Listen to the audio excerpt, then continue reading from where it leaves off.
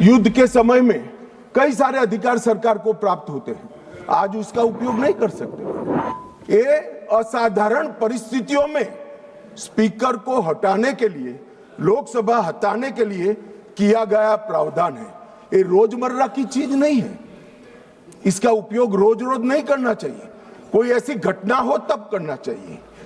मान्यवर, अनुच्छेद 96 के तहत अध्यक्ष को हटाने का प्रस्ताव जब विचाराधीन हो तब संबंधित पीठासीन अधिकारियों अध्यक्ष की सदन की अध्यक्षता नहीं करेंगे।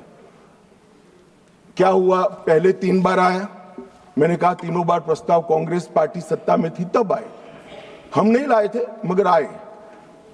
तीनों वक्त ये परंपरा रही कि जब स्पीकर की पर अविश्वास की प्रस्ताव की चर्चा होगी तब स्पीकर साहब इस स्थान पर आसन ग्रहण नहीं करेंगे। तीनों बार, मगर 14 दिन तक सबने अध्यक्षता करी। एकमात्र स्पीकर श्री ओम बिरला है जिन्होंने मॉरल ग्राउंड पर, जब से उन्होंने इसको नामित किया तब से नहीं। और ये हमें मॉरल ग्राउंड सिखा रहे हैं। बिरला साहब को मॉरल ग्राउंड मत सिखाइए। जब आपकी बारी थी, आपकी पार्टी से चुने हुए संसद सदस्य स्पीकर बने थे और आप पार्टी में थे, तब सब बैठे थे, बिरला साहब नहीं बैठे। मान्यवर, उनको मत देने का अधिकार नहीं, तो वो तो बैठे ही नहीं है, तो मत कहां से देंगे? चर्चा में भाग लेने का अधिकार है, मगर वो बैठेंगे ही नहीं तो चर्चा में कहां? अब इससे उच्च मॉरल ग्राउंड कोई हो नहीं सकता। मान्यवर, इसकी प्रशंसा करने की जगह इसकी निंदा करें। मान्यवर, 94C के तहत अध्यक्ष को केवल असाधारण और गंभीर परिस्थितियों में हटाया जा सकता है और वहां पर रूटीन प्रोसीजर नहीं रखी। 3 प्रकार की मेजोरिटी होती है, सिंपल मेजोरिटी, इफेक्टिव मेजोरिटी और स्पेशल मेजोरिटी जो 2/3 का है। सभी पद के लिए हमारे संविधान ने अलग अलग प्रावधान किए हैं। प्रधानमंत्री किसी को हटाना है तो सादा बहुमत चाहिए, मगर स्पीकर को हटाना है तो इफेक्टिव मेजोरिटी चाहिए। ये एक प्रकार से ये स्पीकर संविधान में लिखा है भाई, पढ़ लीजिए, पढ़ लीजिए। मान्यवर, ये एक प्रकार से संरक्षण दिया गया, जैसे न्यायपालिका के। आप बैठ जाइए दादा, बैठ जाइए। मान्यवर, ये पद की गरिमा और निष्पक्षता बनाए रखने के लिए एक कार्यकाल तक की इनको एक प्रकार से सुरक्षा देने का काम हुआ है। मान्यवर, मैं अविश्वास प्रस्ताव के जो रखा गया है उस पर भी बात करना चाहता हूं। अनुच्छेद 94C के तहत और लोकसभा के चलने के नियम 200 के अनुसार संकल्प का नोटिस माननीय सदस्य श्री वेणुगोपाल जी और 119 सदस्यों ने दिया।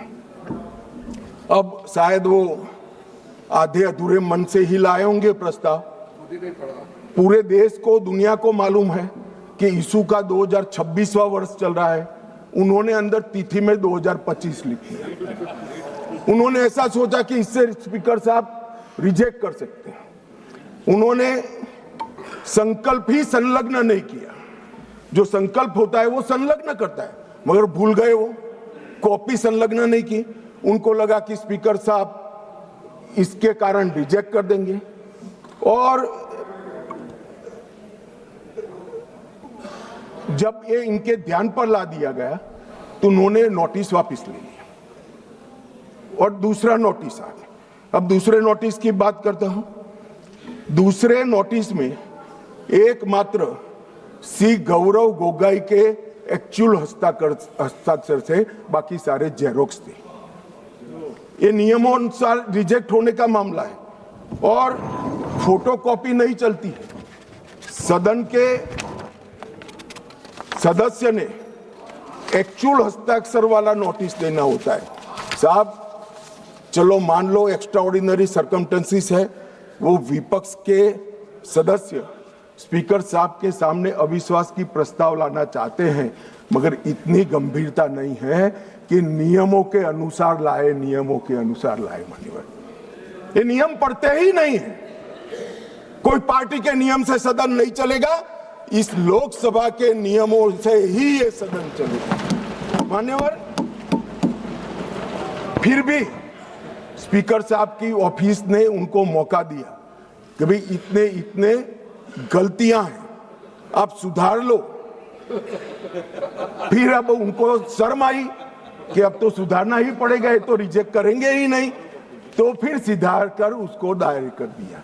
और मान्यवर, ये हाई मॉरल ग्राउंड की बात करते हैं और सदन में गंभीरता की बात करते हैं, ये दोनों चीजें इससे ही प्रकाशित होती हैं।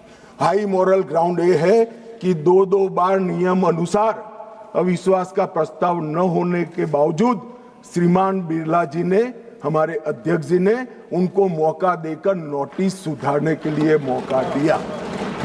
और गंभीरता की बात है, 4 दशक के बाद जिस नियम का उपयोग करके प्रस्ताव आया, वो प्रस्ताव नियम अनुसार ही नहीं है, ये नियम को मानते ही नहीं है मान्यवर। और फिर कहते हैं कि हमें बोलने नहीं देते, हमें बोलने नहीं देते। मान्यवर, क्या कुछ सदस्यों ने कहा कि माइक के कारण आया है, माइक बंद हो रहा है। अभी गिरिराज जी भी खड़े होकर बोल रहे थे पप्पू जी के खिलाफ, तो माइक बंद कर दिया। गिरिराज जी का भी बंद होता है मंत्री होने के बावजूद। ऐसा नहीं है भाई, ये सदन नियमों से चलता है, और जो नियम अनुसार नहीं करेगा, डिसिप्लिन से नहीं करेगा, उसका माइक बंद ही हो जाएगा, और उसका माइक बंद हो ही जाना चाहिए।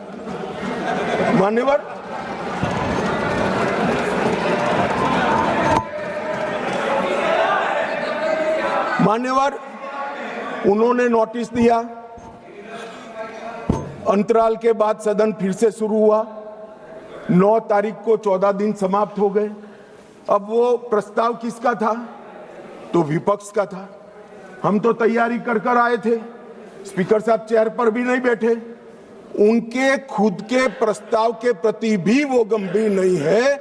जिस दिन उनका लाया हुआ प्रस्ताव, जो 4 दशक के बाद रूल्स का उपयोग कर लाए थे, वो प्रस्ताव की चर्चा करने की जगह उन्होंने सदन को बिखेर देने का काम किया। इससे ज्यादा शर्मनाक घटना कोई नहीं हो सकती। आपके खुद के प्रस्ताव पर आप चर्चा नहीं करना चाहते हो और फिर कहोगे हमें बोलने नहीं देते।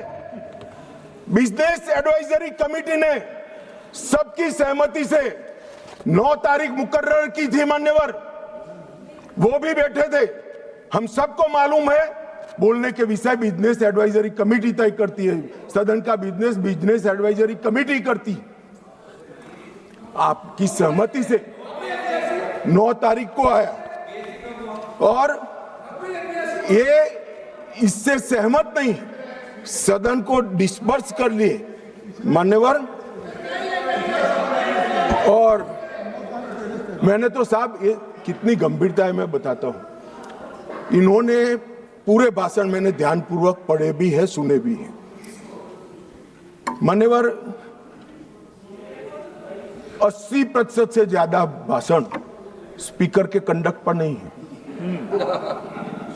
सरकार का विरोध करने के लिए। अरे भले आदमी, सरकार का विरोध करने के लिए ढेर सारी धाराएं हैं, ढेर सारे नियम हैं। आप सरकार का विरोध करने के लिए आज लोकतंत्र के गरिमा का प्रतीक लोकसभा स्पीकर पर आप सवालिया निशान देते। मान्यवर, कल भी कहा कि कैसे हुआ। मान्यवर, तीनों बार लोकसभा के स्पीकर के खिलाफ जब अविश्वास प्रस्ताव आया, डेप्यूटी स्पीकर ने इसको संचालित किया। अब ये कल अभी कहेंगे, कल भी कह रहे थे आपने डेप्यूटी स्पीकर अपॉइंट भी नहीं किया। मान्यवर 66 और उसके बाद आने वाले अविश्वास प्रस्ताव बलराम जाखड़ साहब के पास आया। दोनों वक्त डेप्यूटी स्पीकर थे, पद खाली नहीं था, डेप्यूटी स्पीकर रखे थे, मगर दोनों कांग्रेस पार्टी ने ही अपने रख दिए थे साहब। अब ये कहते हैं कि डेप्यूटी स्पीकर पर हमारा अधिकार है। दोनों समय डेप्यूटी स्पीकर कांग्रेस पार्टी ने अपने खुद के रखे थे। आपको स्थान खाली है, इसका मुद्दा उठाने का अधिकार ही नहीं है। आपने तो विपक्ष का स्थान अपने सदस्य से भर दिया था। ये क्या उठाते हैं मुद्दे साहब? और ये कांग्रेस पार्टी का कैरेक्टर है।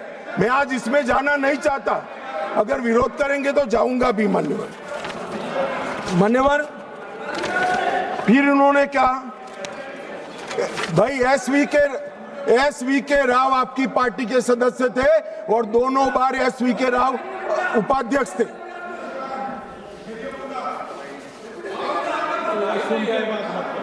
भैया 54 एक मिनट बैठ जाओ 1954 उपाध्यक्ष श्री एम अनंतसयम अयंगर कांग्रेस पार्टी के थे।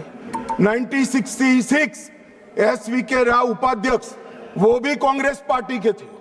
आप तो विपक्ष को इसका भी, हमने तो कम से कम खाली रखा है आपके लिए, आपने तो खाली भी नहीं रखा, सत्ताधारी पार्टी से ही भर दिया।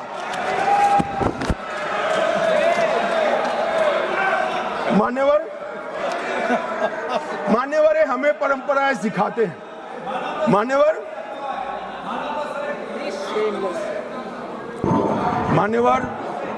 मैं विद्यमान लोकसभा स्पीकर साहब के लिए भी कुछ जरूर कहना चाहता हूं। 16वीं लोकसभा में 331 बैठकें थी, 17वीं लोकसभा में 274 और 25 से अब तक 25 तक 103 बैठकें हुई। 25 में बजट सत्र जो था 118% उत्पादकता वाला हुआ। इंदिरा गांधी जी के समय से अब तक एवरेज उत्पादकता 16वीं लोकसभा की 91%, 17वीं की 91% और 18वीं की इतने डिस्टर्बेंस के बावजूद भी 91% रही है। मैक्सिमम स्पीकर साहब के कार्यकाल के अंदर एक हुआ है। शून्यकाल की अवधि को अध्यक्ष जी ने 5 घंटे तक पहुंचाया।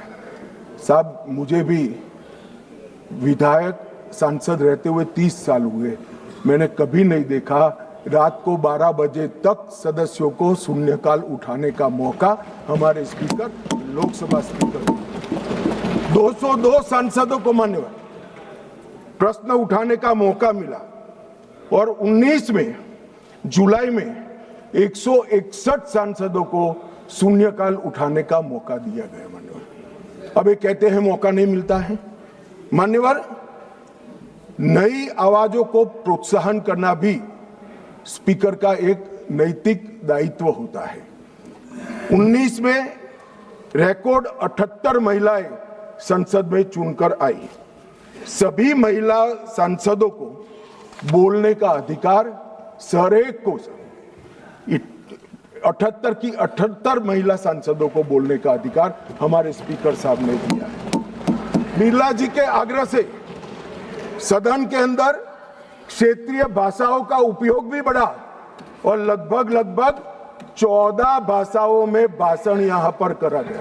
मान्यवर ये बहुत बड़ी बात, सदस्य अपनी भाषा में बात कर सकता है और पहली बार अनुवाद की पैनल पूरी हुई है मान्यवर, और ये बहुत बड़ी बात है। डिजिटल संसद 2.0 लगभग 8000 घंटे का ऑडियो विजुअल रिकॉर्डिंग डिजिटल कर दिया गया है। आज युवाओं को संसद की भाषण और चर्चाएं सुननी है तो वो डिजिटली मान्यवर उपलब्ध है। राष्ट्रीय ई विधान एप्लीकेशन पूरी लोकसभा को पेपरलेस करने की दिशा में हम आगे बढ़ चुके हैं।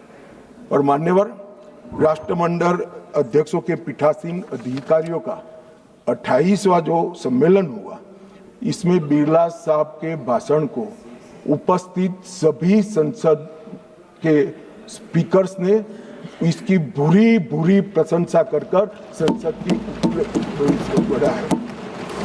बिरला साहब ने ही बिल पर प्री सेशन ब्रीफिंग करने का अवसर सांसदों को दिया और सबसे बड़ी बात, अंग्रेजों के समय में बनी हुई संसद से हम भारत की आजादी के बाद बनी हुई संसद में भी बिरला साहब की मान्यवर, ये मैं इसलिए बता रहा हूं कि इसमें से कोई चीज उनकी मंशा से नहीं की है, सबको सर्वसहमति से किया है। मान्यवर, पूरे देश भर में भारतीय जनता पार्टी की छवि खंडित करने के लिए एक प्रचार चल रहा है। उन्हें बोलने नहीं दिया जाता, मगर मैं जो लोग ये प्रयास करें उनको कहना चाहता हूं, इससे भारतीय जनता पार्टी की छवि खंडित नहीं होती। क्योंकि कौन बोलेगा, कितना बोलेगा, कब बोलेगा और क्या बोलेगा, वो निर्णय सत्ताधारी पार्टी नहीं कर सकती। मान्यवर, आप करते हो, ये स्पीकर करते हो। जब आप सुन लो ना, सुन लो, पहले सुन लो। मान्यवर, मैं स्पष्ट करना चाहता हूं कि हमने कभी विपक्ष की आवाज दबाने का काम नहीं किया, और ये लोग जो अभी मेरी आवाज दबाने का प्रयास कर रहे हैं, उनको मैं कहना चाहता हूं, विपक्ष की आवाज दबाने का काम तो 1975 में हुआ था, जब समूचा विपक्ष जेल के अंदर बंद कर दिया गया। ये विपक्ष की आवाज दबाना कहते हैं मान्यवर। और ये नियमों के अनुसार सदन चलाने का दायित्व मान्यवर स्पीकर का होता है, और ये स्पीकर को जो दायित्व दिया है वो लोकसभा के नियमों के तहत दिया है, जो बिरला साहब के समय में नहीं बने।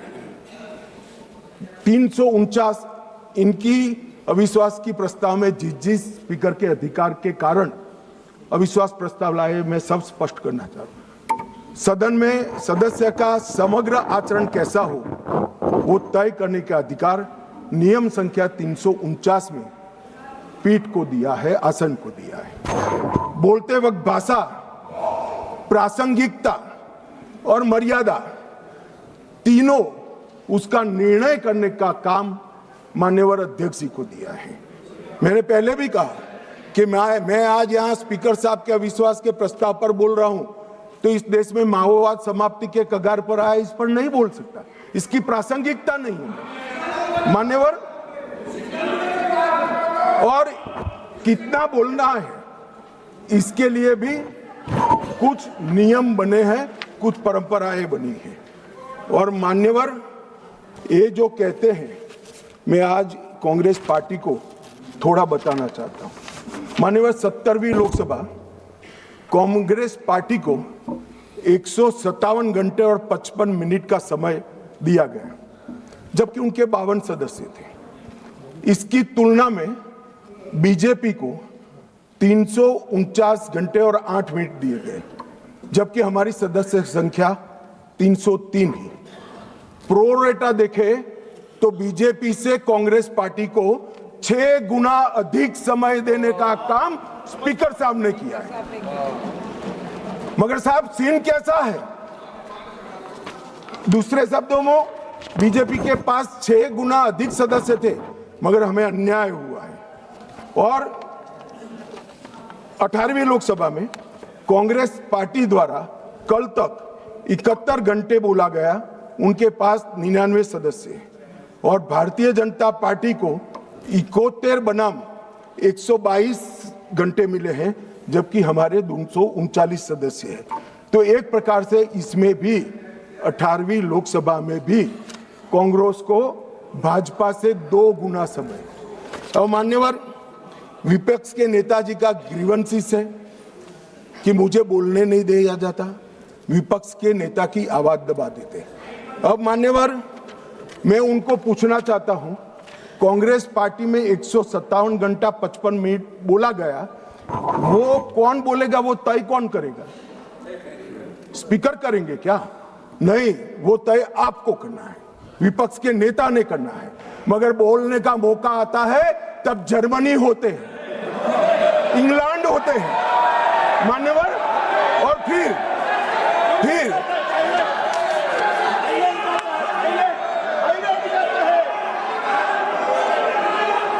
मान्यवर फिर कंप्लेन करते हैं। 18वीं लोकसभा में मान्यवर 18वीं लोकसभा में 157 घंटे और 55 मिनट कांग्रेस पार्टी के सदस्य बोले।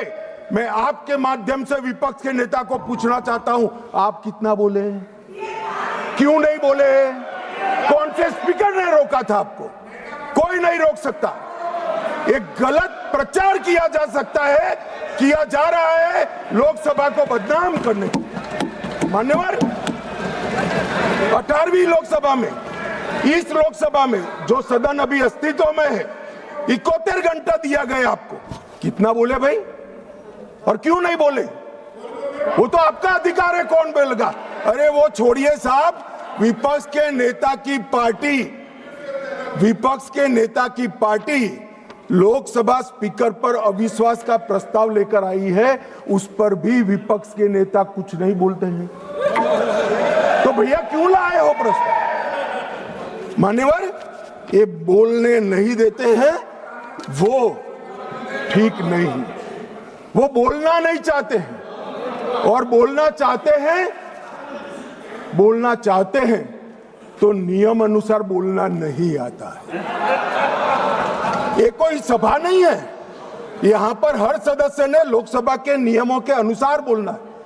अब उन्होंने कहा, कल माननीय सदस्य वेणुगोपाल जी ने मुद्दा उठाया, 40 बार या 38 बार जो बोले, मुझे फिगर याद नहीं है, विपक्ष के नेता को टोका गया, रोका गया।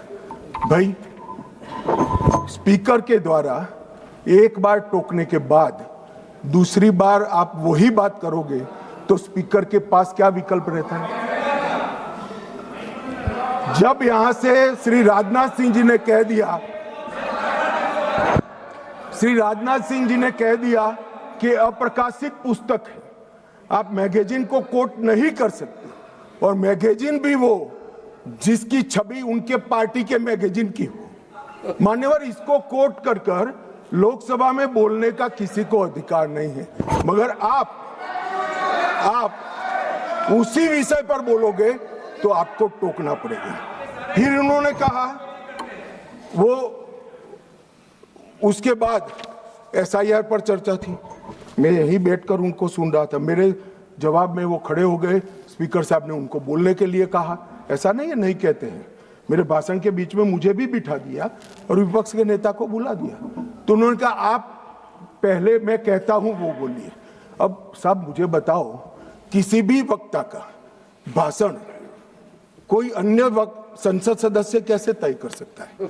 मैं क्या राहुल गांधी जी को कह सकता हूं कि आप ये बात पहले बोलिए, दूसरी बोलिए, तीसरी बोलिए, चौथी बोलिए?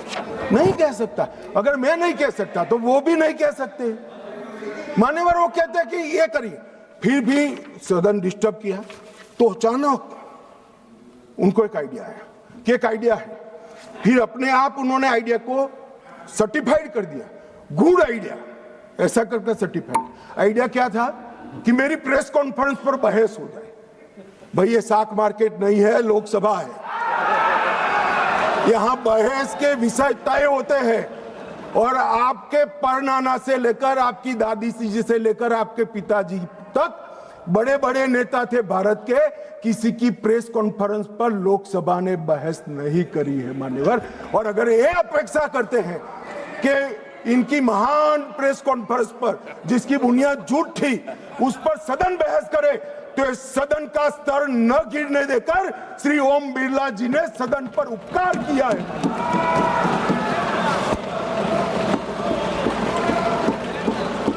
और मान्यवर, मैं सिर्फ ये सदन की बात नहीं करता। 70वीं लोकसभा में विपक्ष को 40% समय दिया गया, समूचे विपक्ष को, जो प्रोरेटा से 2.5% ज्यादा है। मेंशन ऑफ थैंक्स में विपक्ष को 34% समय दिया गया और 18वीं लोकसभा में 45% और शून्यकाल में विपक्ष की भागीदारी मान्यवर 55% रही है, 55%। और ये कहते हैं कि हमें बोलना नहीं देते।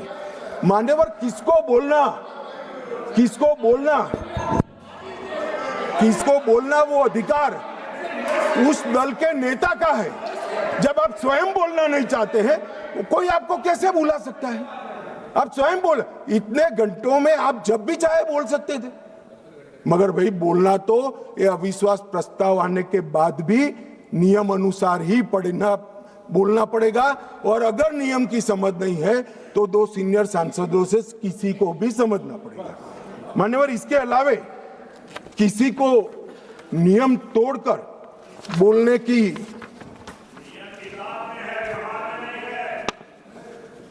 ये व्यवहार पर भी आता हूं, थोड़ी देर ठहर जाइए। मान्यवर,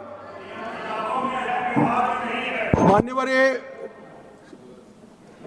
विपक्ष के नेता श्रीमान राहुल गांधी अपने अधिकारों की बात करते हैं, वो तो आरोप है, मगर फिर भी जो स्वयं उनके हाथ में है इसका परफॉर्मेंस मैं कहना चाहता हूं। मान्यवर, 17वीं लोकसभा में उनकी उपस्थिति 51% रही, 51%। मान्यवर, राष्ट्रीय औसत 67% है। 16वीं लोकसभा में उनकी उपस्थिति 52% रही, जबकि राष्ट्रीय औसत 80% है। और 15वीं लोकसभा में उनकी उपस्थिति 43% रही, जबकि राष्ट्रीय औसत 76% है। मान्यवर,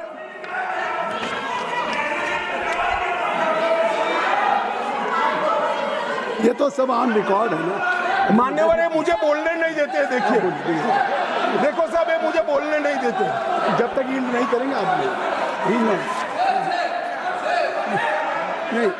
देखिए केसी वेणुगोपाल जी, गृह मंत्री जी जो कह रहे हैं अटेंडेंस पे, वो सब मेंबर्स का रिकॉर्ड पे है। वो अगर उसमें कोई गलत हो, अगर कोई गलत बात कही हो कि नहीं इनका अटेंडेंस ज़्यादा है, एवरेज से ज़्यादा है, तो वो बात आप खड़ा करिए, उस बात पे आप कहिए क्या कहना चाहते हैं।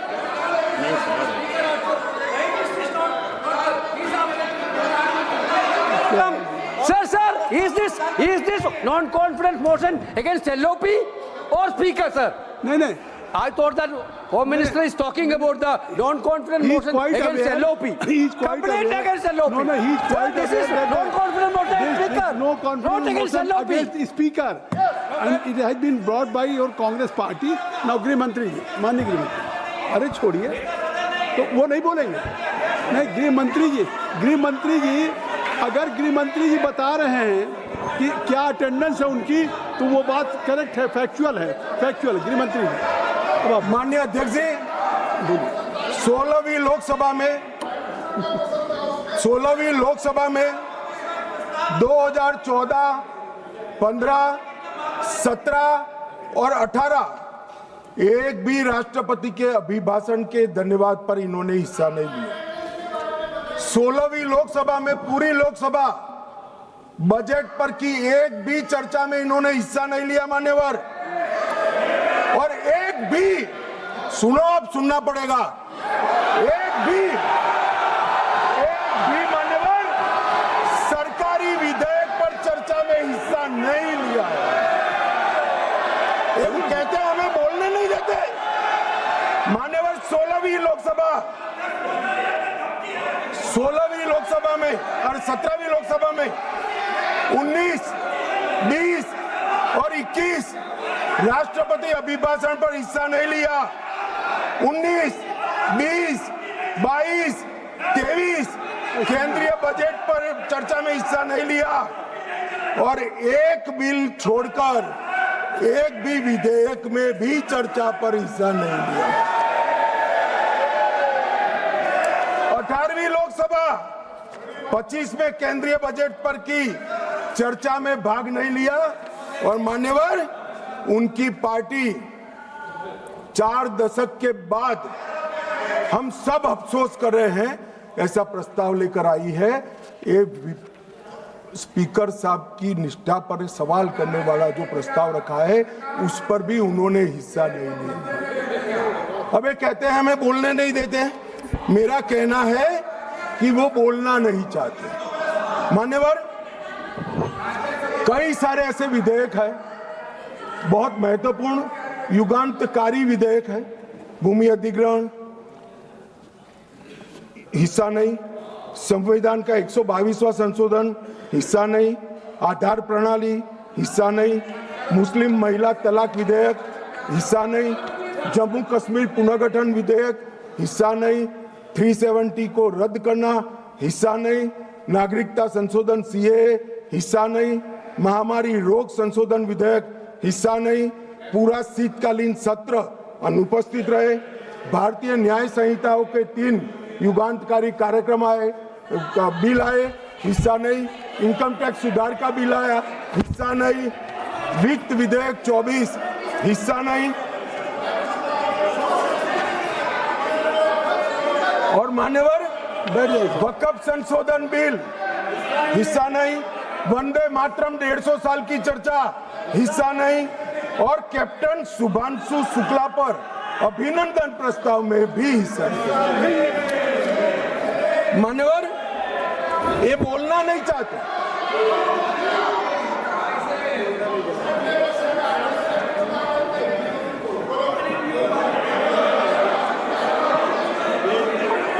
आप बैठ जाए। दादा ममता दीदी टिकट काट देगी, बैठ जाओ। बैठ जाओ सब।